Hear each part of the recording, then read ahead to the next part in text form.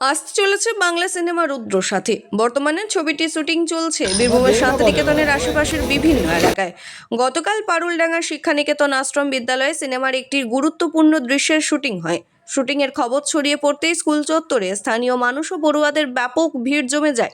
প্রিয় অভিনেতা অভিনেত্রীদের এক ঝলক দেখার জন্য অনেকেই দীর্ঘক্ষণ অপেক্ষা করেছিল।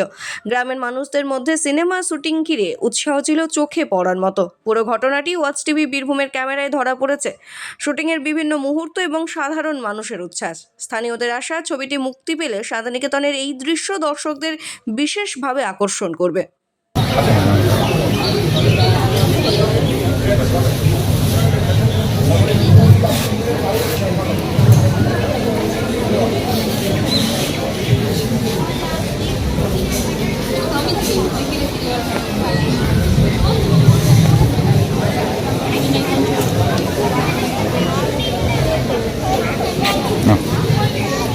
হ্যাঁ, ও বন্ধ কর। ঠিক আছে, বন্ধ কর।